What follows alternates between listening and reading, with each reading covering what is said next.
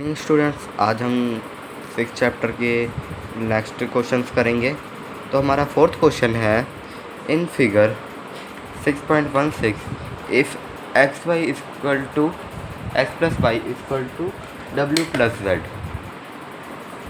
Then proof that A O B is a line. तो given हमको है X plus Y equal to W plus Z और to proof करना है हमको कि जो ए और बी हमारी ये वाला ए ओ बी है, ये लाइन है कि नहीं। A O B is a line. Students, अब हम सॉल्यूशन करेंगे। सॉल्यूशन में हमको प्रूफ करना था X plus Y equal to W plus Z, ठीक है, कि ये X plus Y W plus Z. तो मैं इधर कर दूंगा X plus Y plus W plus Z equal to 360 degree, क्योंकि आपको पता ही है अगर इनमें चारों को प्लस करूँगा इसका एंगल का पूरा सम होता है वो 360, मतलब कंप्लीट एंगल का सम होता है हमेशा 360 डिग्री, ठीक है। तो आपको भी यहाँ पे पता ही था एंगल एक्स और एंगल वाई था, एक्स प्लस वाई था हमारा डब्ल्यू प्लस जेड। तो यहाँ पे मैं डब्ल्यू प्लस जेड को दो बार लिख दूँगा, एक्स की जगह पे एक्स वाई की जगह डब्ल्यू प्लस वाई की, क्योंकि हमारा इक्वल टू था ना दोनों, इस करके मैंने दो बार डब्ल्यू प्लस जेड लिया।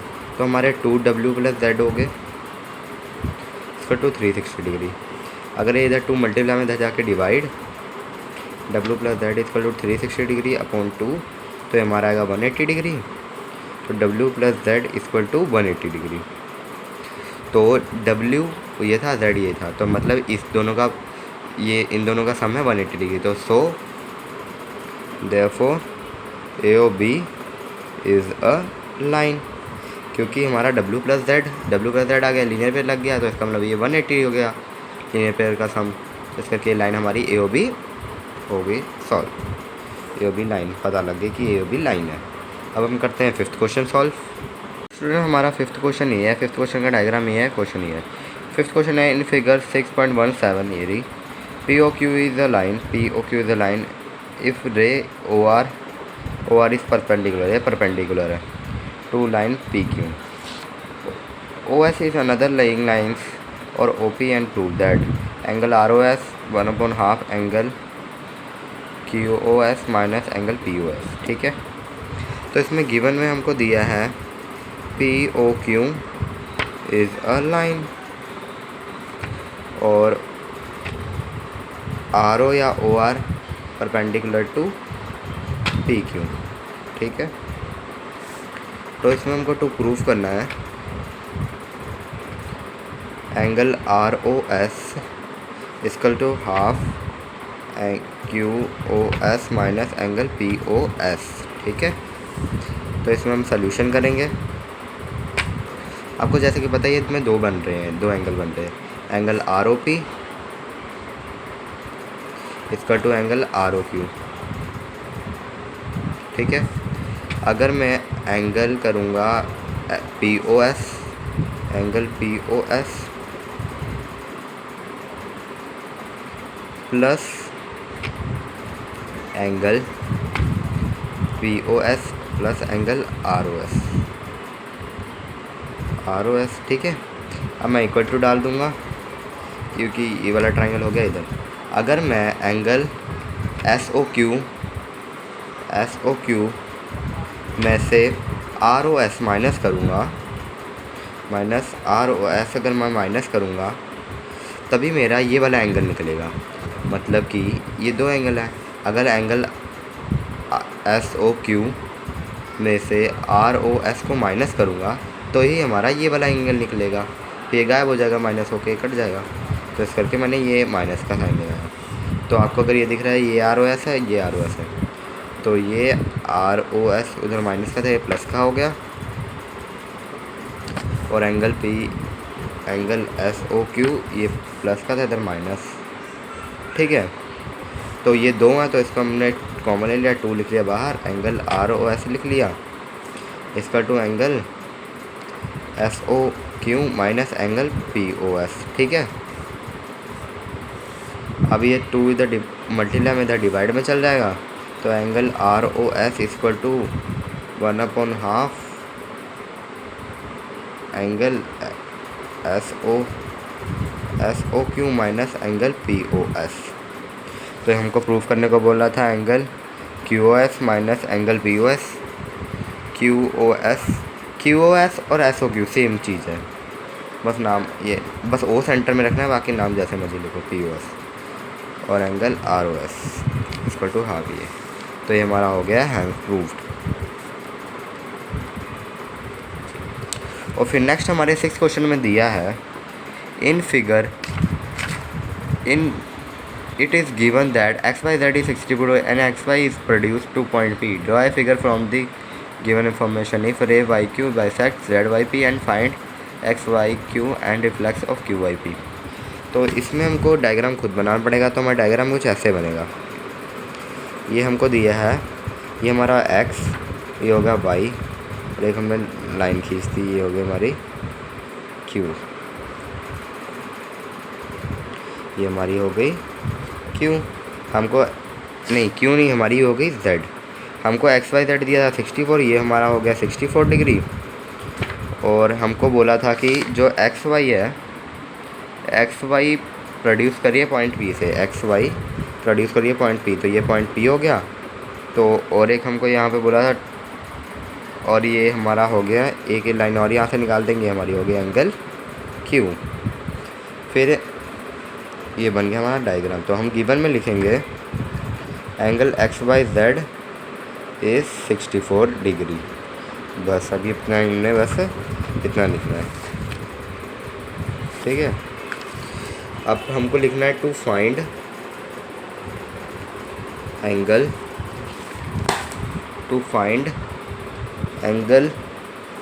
ZYP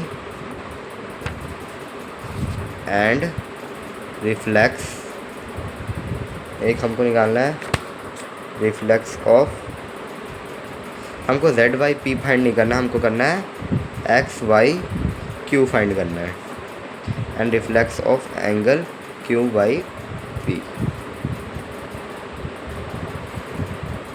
QYP का रिफ्लेक्स निकालना है और एंगल XYQ फाइंड करना है। तो हम लिखते हैं सॉल्यूशन। तो अब सॉल्यूशन में आप जो हमारा ये एंगल ZYQ और angle PYQ, angle ZYQ plus equal to angle PYQ को हम मान लेंगे x, मतलब एक ये वाला एंगल को x और ये वाले एंगल को x, ठीक है। तो angle ZYQ plus angle PYQ plus angle XYZ equal to 180 degree. यहाँ पे एक प्रॉपर्टी लगेगी स्ट्रेट लाइन, फिर लीनियर पे लग सकती है, लीनियर पे 2 पेयर में लगती है, इस करके हम लेंगे straight line. Angle ZYP x है और PYQ भी x है, और प्लस XYZ हमारा 64 डिग्री का, तो ये हमारा हो गया 180 डिग्री। तो x plus 2x plus 64 degree equal to 180 degree. अब 2x इधर रहेगा, 64 उधर जाएगा तो माइनस में बन जाएगा प्लस का, तो 180 माइनस 64, 8 में से कट गया 7, 10 में से 4 गया 6, 7 में से 6 गया 1 और ये 1, तो 116 आ गया 2x। ऐसे इधर रहेगा 2 मल्टीप्लाई था डिवाइड में आ गया, तो इधर में आएगी 58 डिग्री मेरा आ जाएगा, x की वैल्यू आ गई हमारी 58 डिग्री, ठीक है। तो ये हमारा 58 डिग्री हो गया, तो ये भी हमारा 58 डिग्री का। अब हमको एक पूछा था फाइंड 2 में रिफ्लेक्स ऑफ QYP का हमको रिफ्लेक्स बताना है, मतलब ये QYP है, इसका बाद वाला एंगल हमको बताना है, ठीक है, इसके ये साइड वाला एंगल। तो इधर लिखूँगा मैं रिफ्लेक्स ऑफ एंगल QYP। अब आपको पता ही रिफ्लेक्स एंगल का सम होता है 360 डिग्री माइनस QYP का हमें निकालना था रिफ्लेक्स, तो 360 माइनस 58 डिग्री हमारा है QYP। अभी मैंने यहाँ पे निकाला था x, तो x में QYP में आया था 58 डिग्री। तो 360 अगर मैं 360 माइनस 58 डिग्री करूँगा तो ये आएगा मेरा 520, ये मेरा आएगा 302 डिग्री मेरा आ गया रिफ्लेक्स, ये मेरा सॉल्व। अब हम करते हैं एक्सरसाइज 6.2 के सम सॉल्व। एक्सरसाइज 6.1 का पहला क्वेश्चन है, in figure 6.29 if A B perpendicular to C D और C D perpendicular E F and Y और Y ratio Z equal to 3:7 find X. हमको एक्स की वैल्यू निकालनी है। तो ये मैंने डायग्राम बना लिया और मैंने इस लाइन को ये पी क्यू बना लिया, क्योंकि ये ट्रांसफार्मर लाइनें कट कर रही है सारे सारी लाइन्स को ये कट कर रही है। मेरा बी, ये हमारा हो गया सी, ये हमारा हो गया डी, ये हमारा हो गया ई। ठीक है, अब हम लिखते हैं गिवन है A B perpendicular to C D और C D perpendicular to E F and P Q is a transversal line and y, z ratio z equal to 3:7। अब हमको 2 फाइंड करना है x। तो लिखता हूँ सोल्यूशन, लेट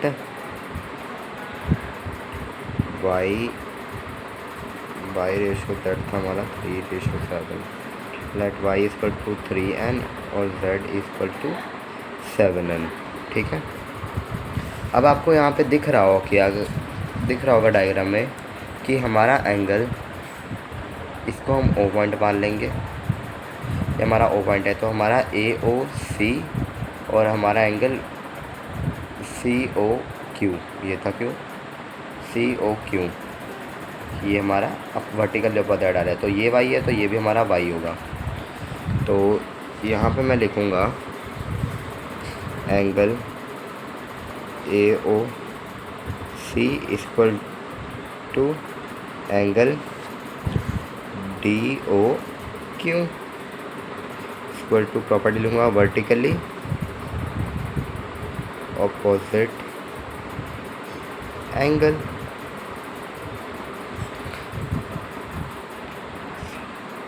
नहीं, ऐसे हमारा गलत हो जाएगा। ये हमारी लाइन थी P और ये O था, हमने माना ये C। तो POC इक्वल टू DOQ, ये हमारा हो गया POC vertical opposite angle. Angle POC हमारा था y, तो ये हमारा हो गया therefore एंगल DOQ भी हमारा हो गया y। ठीक है, तो अगर ये भी y हो गया, तो अगर यहाँ पे, तो जैसे कि हमने इसको y माना था ना, तो ये भी y हो गया और ये z हो गया। तो y प्लस z ये दोनों हो जाएंगे प्लस। तो मैं इधर लिख दूँगा angle y plus angle z equal to 180 degree. और जो एंगल है कि यहाँ होता है इसको 180 डिग्री के इक्वल होता है। इसमें प्रॉपर्टी लगेगी एडजेसेंट एंगल की प्रॉपर्टी लगी। जैसे कि अगर एंगल एक यहाँ पे हो और एक यहाँ पे हो, तो इसमें एडजेसेंट एंगल की प्रॉपर्टी लगती है। और एंगल एक यहाँ और इसके साथ में हो, तो ये लीनियर पेयर की प्रॉपर्टी लगती है। और एक एंगल यहाँ और यहाँ हो, तो ये हमारी वर्टिकल अपोजिट एंगल की प्रॉपर्टी लगती है। तो इस करके इसमें हमारी लगी थी एडजेसेंट एंगल की प्रॉपर्टी। ठीक है, तो एंगल y प्लस z, तो एंगल y प्लस, इधर y रेशो था तो हमारा था 3n plus 7n equal to 180 degree. ये हमारा 10n इक्वल टू 180 डिग्री। तो n इधर आ जाएगा, 10 मल्टीप्लाई में था डिवाइड में चल जाएगा, तो 0 से 0 कट जाएंगे। n की वैल्यू हमारी आ गई 18 डिग्री। तो मैं y की वैल्यू निकालता हूँ, तो y की 3n, तो 3 मल्टीप्लाई 18 डिग्री, 18 मल्टीप्लाई 3 इट्स 24, 54 आ गया। y हमारा 15, z आएगा हमारा 7n equal to 7 multiply 18 degree. तो ये अगर मैं 18 मल्टीप्लाई 7 कर दूँ, 7 8 था 56, 5 यहाँ पे, 7 प्लस 5 12, तो हमारा आएगा 126 डिग्री। ठीक है, इतना आ गया। और अगर ये देखा जाए, इसमें एडजेसेंट एंगल, अगर ये देखा जाए, ये एंगल z था और ये एंगल x है, तो एंगल z और एंगल x, तो ये हमारा y आ गया था 54 डिग्री। ये y हमारा एंगल DOQ वाला हमारा आ गया था 54 डिग्री। तो ये भी हमारा POC वाला भी 54 डिग्री होगा। तो जैसे कि आपको दिख रहा है ये एंगल x है और ये एंगल z है, तो angle z equal to angle x। तो हम एक angle x equal to angle z कर देंगे अल्टरनेट इंटीरियर एंगल। जैसे कि अगर ये कोई भी ऐसे होएगा तो हम क्रॉस में अगर अंदर अंदर होंगे तो ये हमारा अल्टरनेट इंटीरियर लगेगा। अगर यहाँ पे होता है ये इसका अल्टरनेट होता, ठीक है। अगर ये यहाँ होता एक एंगल, जैसे हम मान रहे हैं एक एंगल यहाँ होता और एक एंगल यहाँ होता, तो ये हमारा बोलता अल्टरनेट एक्सटीरियर एंगल। एक यहाँ होता और एक यहाँ होता, ये हमारा होता अल्टरनेट एक्सटीरियर एंगल। तो एंगल z हमारा था 126 डिग्री, तो एंगल x भी हमारा 126 डिग्री होगी। प्रॉपर्टी लगाएंगे alternate interior angle. Alternate interior angle की हमने प्रॉपर्टी लगा दी, ठीक है। इस करके हमारा सम सॉल्व हो गया, ठीक है। एंगल x की वैल्यू भी निकल आई। अब हम करते हैं next question solve. Second question दिया है in figure AB perpendicular to CD, EF perpendicular to AB perpendicular to CD और EF perpendicular to CD and angle ZED equal to 176 degree और find angle AGE, angle GEF and angle FGE। तो इसको करते हैं solve. Second सम का diagram बना लिया है। तो सेकंड सम में एक हमको गिवन में लिखना है।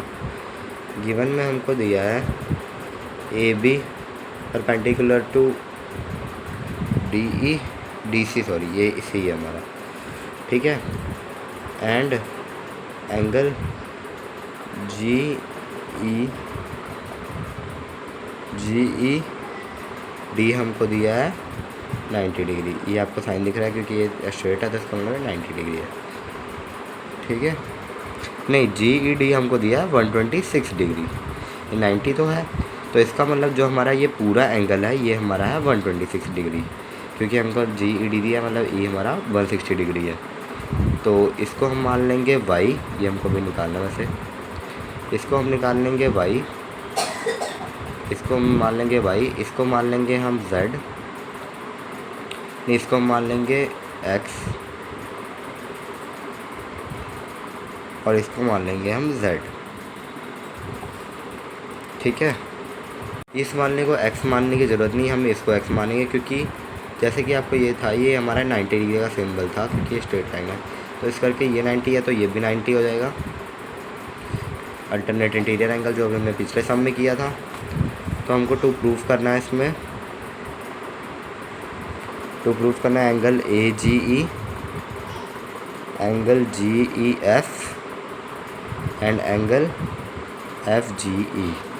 एंगल AGE को हमने मान लिया है x और एंगल GEF को मान लिया हमने y, ठीक है। हम करते हैं सॉल्यूशन। अब जैसे कि angle y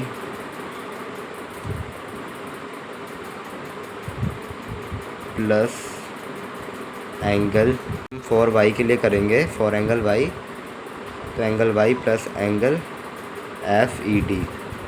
FED equal to 180 degree. Property लगेगी यहाँ पे लीनियर पेयर की। तो एंगल y है, एंगल y हमको फाइंड करना है। FED हमारा था ये 126 डिग्री। FED हमारा था, FED 160 डिग्री नहीं हमारा, GED था 160 डिग्री, FED हमारा था 90 डिग्री, क्योंकि ये देखिए साइन बना हुआ 90 डिग्री का। FED हमारा 90 डिग्री। तो angle y equal to 180 degree, 180 degree plus का 90 इधर का माइनस का 90 डिग्री, तो angle y equal to 90 degree. नहीं, अगर 180 से मैंने थोड़ा सा मेरे से सम में गलती हो गई थी। अगर हम फॉर एंगल y के लिए करेंगे, सिर्फ y के लिए, क्योंकि y की हमको GED हमको 126 दिया था, ये पूरा 126 है, तो इसके लिए हमको सिर्फ ये निकालना है, एंगल FED निकालना है। FED निकालने के लिए एंगल तो सिर्फ हमको y निकालना पड़ेगा। तो y निकालने के लिए हम करेंगे angle y plus angle FED equal to 126 degree. 126 degree का मतलब एंगल GED, ये वाला angle, angle y plus angle F E D 90 degree equal to angle G E D था हमारा 126 डिग्री, ये हमारा था 90 डिग्री प्लस एंगल वाई और 126 डिग्री माइनस 90 डिग्री तो आ जाएगा 6 और 12 में से 36, तो एंगल वाई आ जाएगा 36 डिग्री। ठीक है, क्योंकि हमारा यहाँ स्ट्रेट लाइन ये था 90 डिग्री, तो एंगल एफ ई डी हमने निकाला 90 डिग्री, तो एंगल वाई निकालना था, ये पूरा एंगल जी ई डी पूरा दिया था 126 डिग्री, तो इस पर हमने जी ई डी रखा। ठीक है, तो 126 में से हमने 90 माइनस किया तो एंगल वाई आ गया, क्योंकि ये एंगल वाई था, ये 90 डिग्री के बनता है, फिर ये हमारा वाई आ गया 36 डिग्री, ये तो हमारा पहले से 90 डिग्री था, ये हमारा आ गया 36। अब आपको दिख रहा होगा इन राइट एंगल ट्रायंगल में एक एंगल 90 डिग्री होता है, जैसे कि मेरा ये राइट एंगल ट्रायंगल बन रहा है इस वाले में, ये वाला हिस्सा ये हमारा 90 डिग्री दिया हुआ है, ये हमारा 36 डिग्री दिया हुआ है, ये हमारा z दिया हुआ है, तो ये होगा एफ जी ई। तो मैं लिखूँगा in right angle triangle F G F ई। तो इसमें अगर मैं तीनों का सम कर दूंगा, फिर तीनों का सम करके 180 से माइनस कर दूंगा तो एंगल z की वैल्यू आ जाएगी। तो यहाँ लिखूँगा angle G F E, F लिख लेंगे, angle E G F plus angle G E F equal to 180 degree. यहाँ पर प्रॉपर्टी लिखूँगा sum of interior angle of triangle is 180 degree, इस आप लिखना है जगह कम है। तो जी ई एफ मतलब एफ लिखना है हमको 90 डिग्री और ई जी हमारा बीच जेड था और प्लस जी ई एफ ई हमारा 36 डिग्री इसको टू 180 डिग्री। तो angle Z plus 90 degree plus 36 degree, ये 6 9 3 प्लस 12 हमारा आया 126 डिग्री, तो 180 डिग्री। तो z इक्वल टू ये प्लस का 120 माइनस का 126 डिग्री, तो एंगल z आया हमारा 180 माइनस 126, ये हमारा आ गया 7, 10 में से 6 गए 4, 7 में से 2 गए 5 और ये 0, तो एंगल z हमारा आ गया 54 डिग्री। ठीक है, ये z आ गया हमारा 54 डिग्री। अभी हमको एंगल x निकालना है।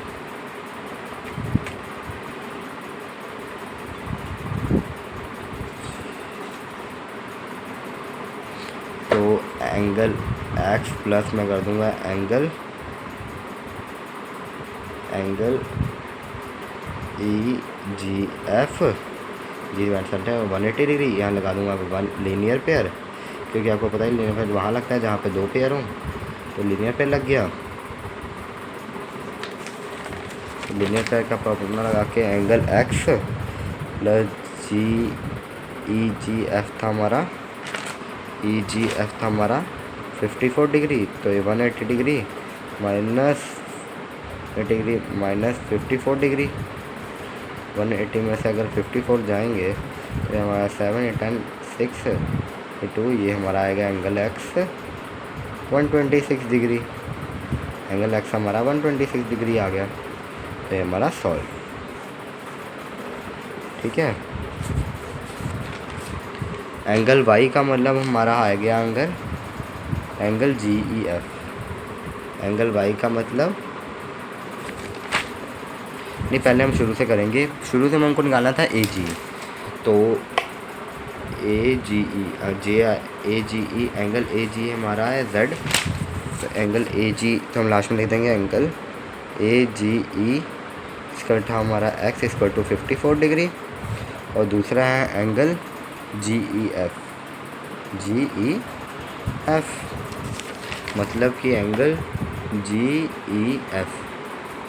ई एफ था हमारा y इक्वल टू 36 डिग्री, और लास्ट था एंगल एफ जी ई, तो एंगल एफ जी ई, तो एफ जी ई इसमें भी एफ जी ई 2 बार दिया था, इसमें हमको एफ जी ई 2 बार निकालना है, एफ जी ई और ए जी। एफ जी हमारा मेरे ख्याल से 126 डिग्री लिखेंगे हम, क्योंकि एफ जी 2 बार आ गया तो हम 126 लिखेंगे ना, तो यहाँ लिख देते हैं 126 डिग्री। ठीक है, अब पीछे से एक बार चेक करते हैं। हमसे एक ही गलती होगी कि जो हमारा एंगल ए जी वाला पहले था वो आएगा हमारा 126 डिग्री, और दूसरा हमने एफ जी ई फाइंड किया था वो हमारा आएगा 54 डिग्री। ठीक है, एफ जी ई हमने लिया था, एफ जी ई लिया था, क्योंकि इसमें दो एंगल है ना, एक एंगल एक्स भी है, तो एक एंगल एक्स है एक जेड है। तो एंगल एक्स वाले की आई थी हमारी वैल्यू 126 डिग्री, और एफ जी ई एंगल हमारा ए जेड था तो इसकी हमारी आई थी 54 डिग्री। इस करके ये अब हमारा आंसर सॉल्व। अब इसके 2 सम रह गए, 2 सम हम अगली वीडियो में करेंगे और इस चैप्टर के एग्जाम्पल सॉल्व करेंगे। तो मिलते हैं आपसे नेक्स्ट वीडियो में। Thanks for watching, bye.